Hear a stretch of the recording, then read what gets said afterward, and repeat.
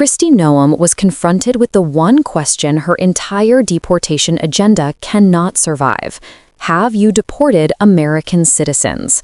And when the numbers came out, including children, including kids with cancer, her answers didn't just fall apart. They exposed the dangerous reality behind this administration's crackdown. Thank you, Chairman. Thank you for being here. You know, Michigan's a border state, so we need each other. We have a very big bridge that's being inaugurated, ribbon cut in September. We need that to be fully staffed. We have a lot going on in Michigan as a northern border state, so we need each other. But what I'm concerned about is that you've taken the mandate to close off the border beyond going after, as you say, the, quote, most dangerous illegal immigrants. I'm a CIA officer. I worked my entire life to protect the homeland. If someone's here illegally, they need to not be here. They've committed a crime by being here. They need to go back to wherever they're from. But my concern is that either through sloppiness or intent, you have gone far beyond going after the, quote, most dangerous illegal immigrants and gone into legal immigrants who were given the ability to be here, and even American citizens. And when I think about that, you know, there are lots of people in this country, including me, who have families who fled this kind of environment where they have no rights, where they have no due process, where they don't have habeas corpus.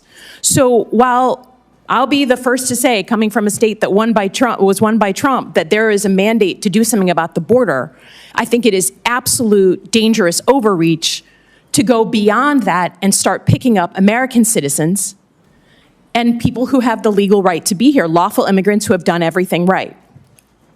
So first and foremost, do you acknowledge that your department has made some mistakes, any mistakes, in going after either American citizens or legal immigrants here in the time that you've been in office? We have not deported any U.S. citizens. Detained?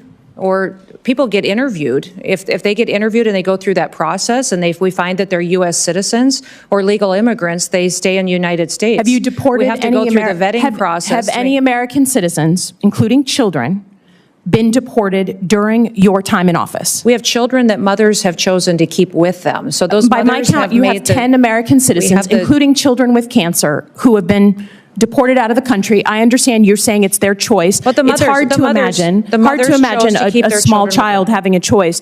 But have you gone after legal immigrants? Again, your standard in your opening statement was the most dangerous illegal immigrants. Does that include PhD students and master's students at colleges across the country, unarmed? Are they the most dangerous illegal when they have status and no weapons? I don't decide who gets status through a student program. This Department of State decides that, and we enforce it. Oh, come on. That's what our Department of Homeland Security does. I just would offer that, again, I have no qualms with going after folks who are here illegally. That is not my concern. That was part of my job, was to prevent people from coming here illegally in a former life. My concern is you're sending a chill down the spine of America by going after people who either have legal status or American citizens.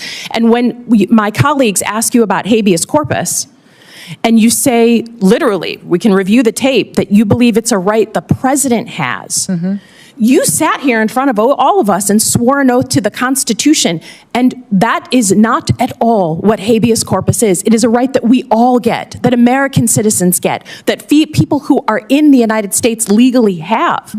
So my concern is it's complete overreach. I don't think American citizens, even those who voted for Trump, believe that you should be able to just grab someone off the street, sloppy, who has the legal right to be here, and certainly an American citizen. And I just am concerned that while you say you're going after the most dangerous folks, what you're actually doing is going after folks for political reasons, right? A PhD student that's unarmed is not at the top of the list. And we're not deporting U.S. citizens, and we're not deporting people who have legal status here. 10 American citizens If the children have gone with their parents, it's because their parents wanted them with them. So let me ask you another question about cybersecurity. You know, you've cut $500 million from the budget. What specific programs are you cutting? Because there are programs that really aid states and locals that we depend on for cybersecurity. And we know that right now, while we may have good security in the federal government, if you are a local state official, you're depending on the federal government. So have you cut the ISAC program, the program to states and locals on cybersecurity? The president's recommended budget has a reduction in $491 million. Does it cut that program? I've heard the talking point. And what it's doing is putting CISA back on mission. And it's ensuring that cybersecurity is going to be strengthened. You cannot say it's the most cyber-secure administration if you're cutting the program to my state and to your state. It will and if you look on record, that's what you've cut. This exchange with Rep. Elissa Slotkin cuts directly into the heart of the crisis unfolding inside DHS, a crisis of competence, of constitutional understanding, and of basic humanity. Slotkin doesn't come in as a partisan firebrand. She comes as someone who has actually worked in national security, someone who understands the difference between firm enforcement and reckless overreach. And that's what makes this confrontation so powerful. She knows exactly what a functioning Homeland Security strategy looks like, and what Noem is doing is not it. The fact that Slotkin has to ask whether American citizens have been deported under Noem's watch already signals how unprecedented this moment is. This isn't a policy disagreement. It's a breakdown of the most basic principle of American governance. The state does not have the authority to banish its own citizens.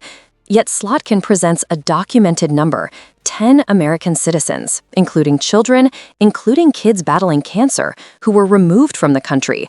And Noem responds with the kind of technical dodging that has become a recurring theme in these hearings. Mothers choose to take them, we have to vet, we're not deporting citizens. The words change, the outcomes don't. What Slotkin exposes here is the slippage between intent and impact, the part of governance that authoritarian-leaning leaders exploit. You don't have to declare a policy targeting citizens. You just have to create a system sloppy enough, rushed enough, politically charged enough that people with legal status and people with full citizenship get swept up anyway. And once you're in DHS custody, once habeas corpus is misunderstood at the highest levels of leadership, once judicial orders are treated as optional, the difference between a mistake and an abuse begins to disappear.